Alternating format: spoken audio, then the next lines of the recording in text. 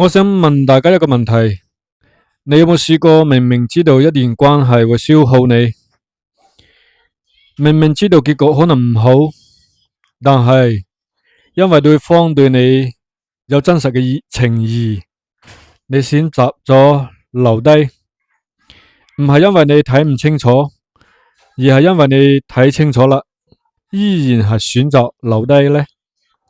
今日講嘅人就係做咗呢個選擇啦。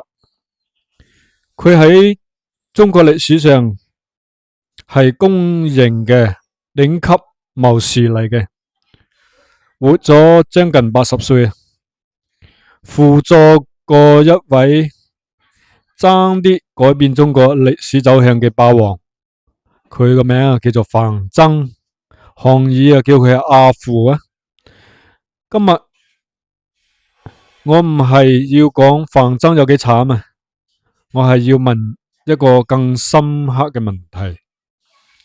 兩個人因為同一種人性走埋一齊，又因為同一種人性走向咗歷史嘅終點，呢個算唔算係一種宿命呢？范增出場嘅時候已經70歲啦，70歲先入世啊！呢個細節本身就已經好特別呢，唔係懷才不遇，而係佢喺度等一個真正值得投入嘅時機同埋人。史記對佢嘅描述簡單又直接，就係好奇計啊，中意出奇謀，思維跳脫，能喺人哋睇唔見嘅地方睇見最關鍵嘅嘢。70歲，大多數人都已經喺度等死，范增喺度等嘅一個值得用命去輔助嘅人。然後佢遇到咗項羽，項羽年青就失去咗父輩啦。咁樣骨子入面呢，有一種對長者嘅渴望噃。范增呢就年老啊，一生都係未遇到明主嘅，骨子入面有一種對真實情誼嘅渴望啊。咁兩個人各自嘅缺口啱好喺對方能填補嘅時候，係啱好係可以補上嘅。項羽叫佢做阿父啊。咁呢兩個名，呢兩個字唔係客套啊，係一個失去咗父親嘅年青霸王對一個70幾歲嘅老人嘅真實依賴啦。阿父即係代父咁解，呢段關係從一開始就唔似就係君臣關係啦，係有血有肉嘅人性連接。時間就嚟到咗公元前206年，咁劉邦先入咸陽啊，項羽大軍就40萬駐紮喺鴻門噃。咁啊，兩軍就劍拔弩張嘅。就喺呢個時刻呢，范增做咗一件事情，佢去揾項羽，講咗歷史上面記載得好清楚嘅一段話：沛公居山東時，貪於財貨，好美姬。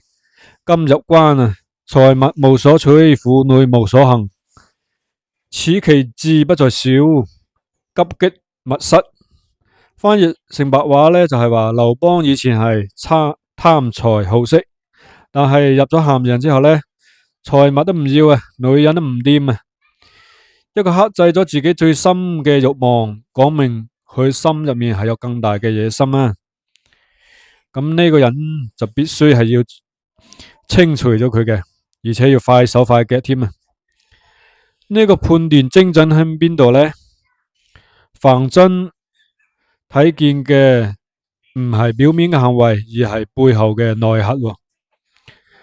咁啊，劉邦嘅克制唔係道德，係屬於戰略嚟嘅，係一個人喺最關鍵時刻展現出嚟嘅定力。佢睇到咗劉邦封閉系統嘅真實質量啊！問題係項羽聽入去咗啦嘛？乜韓義嘅反應係我知道啦，但係心裏面已經開始有另外一種聲音喺度講嘢啦。鴻門宴開始啦噃，咁啊劉邦嚟赴宴啦噃，佢帶住張良啊、樊噲啊，一副認低威、認罪咁嘅姿態嘅，講自己係無心無犯嘅，講呢一切都係一個誤會嚟噶啦，咁講自己係對大王忠心耿耿嘅。咁范增坐喺嗰個席間呢，佢係清楚咁知道喎，咁呢一餐飯係除咗劉邦嘅最好機會嚟噶，咁啊錯過咗今晚呢，政治局面會發生好大嘅變化噶噃，咁兩軍嘅形勢都會變啦，想再喐手啊，難度係數啊就以倍數咁樣增加噶啦喎，咁啊范增做咗一個動作啦。佢舉起咗腰間嗰塊玉祧，就向項王示意啦。玉祧個祧字諧音真係決定個決咁解，示意項羽落決心啦，喐手啦，而家一次項羽睇都見咗啦，仲係都係沉默嘅。二次項羽依然都係沉默緊嘅，咁啊三次。都又睇到咗，仲係沉默。咁啊，項羽唔係睇唔見噃，佢係唔願意喐手噃。咁劉邦喺佢面前認咗罪噃，認咗低威喎。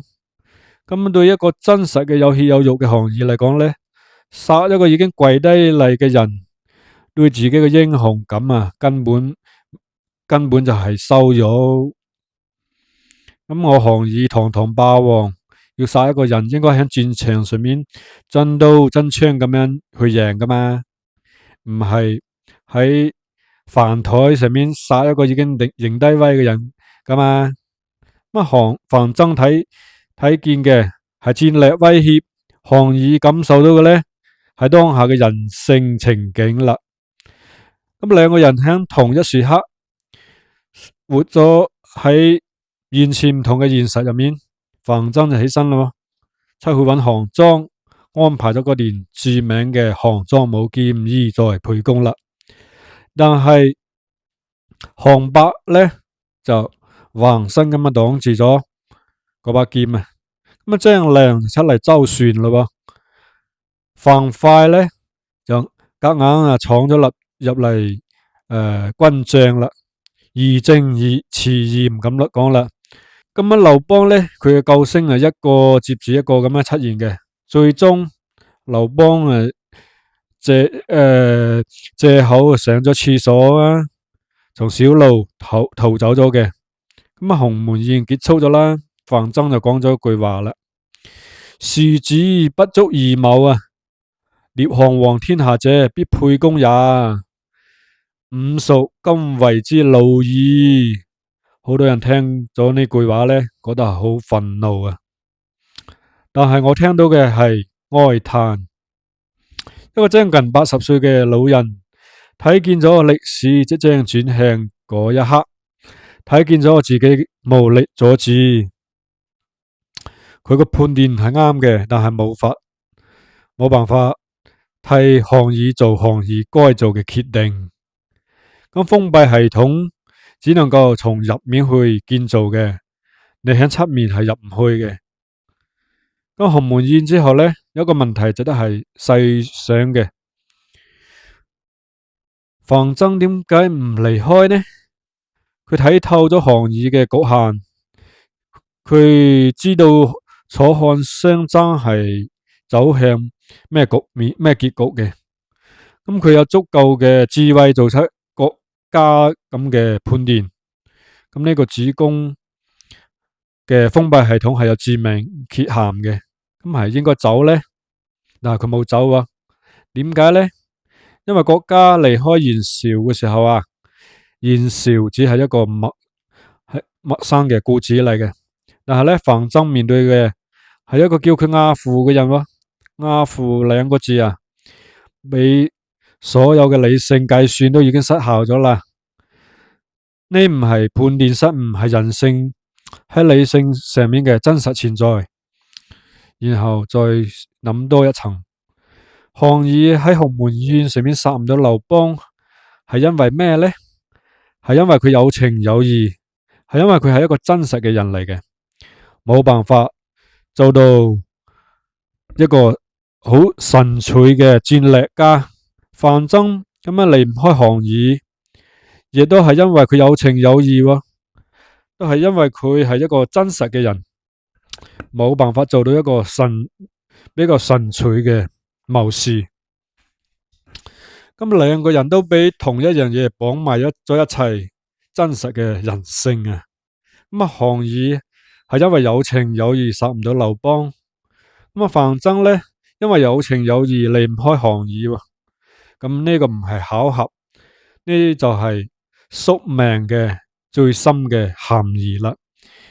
就唔係俾外力強迫，而係俾自己最真實嘅本性引領自嘅行到咗嗰個自定嘅地方啦。咁兩個人各自嘅人性啱好俾佢哋無法做出決定結局嘅選擇。故仔嘅最後一章就係我哋講陳平散布個離間計咧。咁樣佢嘅離間係咁嘅，就講話范增同埋漢軍，即係劉邦下面嗰啲軍隊係有私下來往嘅喎。咁啊，項羽又信咗咯。一個將近80歲嘅為楚軍項羽嗰個楚軍奮鬥咗多年嘅老人，俾懷疑出賣咗自己輔助嘅人喎。咁啊，范增面對呢個懷疑呢，係冇辯解嘅，都冇憤怒，只係講咗一句嘢啫：天下事大定矣啊！君王自為之，言辭骸骨歸執伍啊！天下大勢已經定啦，你自己睇住執生啦，我請求告老還鄉啦。呢句話值得細細咁樣品味啦噃，唔係我冇做過，唔係你點可以懷疑我噶，而係天下事你自己處理啦。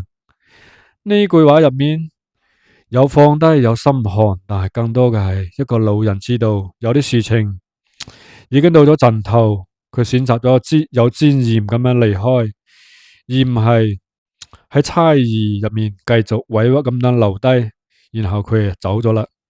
喺翻屋企嘅路上，佢個背椎發作咗啦，咁死咗啦。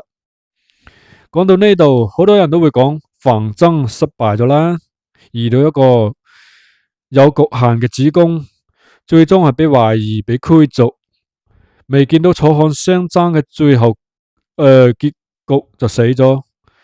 用結果嚟衡量呢，係佢係輸咗啊。但喺2000年之後呢，我哋講起楚漢相爭，冇有人唔知道范增嘅。咁大名鼎鼎嘅范增，邊個唔知啊？係咪？我哋講頂級嘅謀士，范增永遠都係喺最 top 最頂級嘅名單入面嘅。我哋講鴻門宴范增嘅嗰3次舉玉祧，係整個古仔最令人屏息嘅時刻啦。俾歷史記住咗，本身就係一種成功啦，而且係超越勝負嘅成功嘅。更加重要嘅係，佢選擇咗情義，選擇咗做一個完整嘅人，唔係一個完美嘅棋手啊。咁呢個選擇呢，歷史係俾咗佢最高嘅尊重嘅。講完范增啦，又講翻你自己。現代社會話俾我哋聽一切都係要用利益嚟衡量，關係係要計算回報率啦，時間要用效率嚟管理添啊。遇到一個有局限嘅老細，離開；遇到一個消耗你嘅關係，切割；遇到一個回報唔啱嘅朋友，咁疏遠佢啦。咁呢套邏輯咧係冇錯嘅，但係佢忽略咗一件事情喎，人唔淨得係理性動物嘅咋，仲有情義呢樣嘢係區別純粹嘅計算機器嘅東西。范增留咗喺項羽身邊，某種程度上係講，我知道呢個選擇唔係最優嘅，但係我選擇做一個完整嘅人，而唔係一個完美嘅棋手。但係呢度有一個真實嘅困境啦，清醒咁選擇情義，同埋糊塗咁樣陷入一段錯誤嘅關係入面，係完全唔同嘅兩件事情嚟嘅。范增呢，佢係清醒嘅，佢喺鴻門宴上面已經睇透咗一切啦。佢知道項羽係必定會輸嘅，咁佢依然選擇咗留低。呢個係知情後嘅選擇，唔係無知嘅盲從。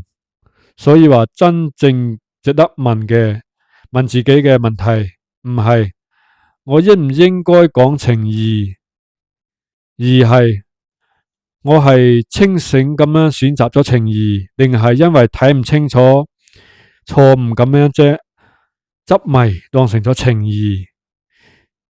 前面一個就係范增，後面一個就係我哋要避開嘅陷阱。咁樣最後三句話總結今日嘅范增啦。第一句啊，就係項羽因為有情有義殺唔到劉邦，范增呢，因為有情有義離唔開項羽。兩個人俾同一種人性引領到咗同一個結局，呢個就係宿命啊，宿命。第二句，庶子不足而謀啊，呢句話唔係憤怒啊，係一個老人喺睇透一切之後發出嘅最後一聲嘆息啦。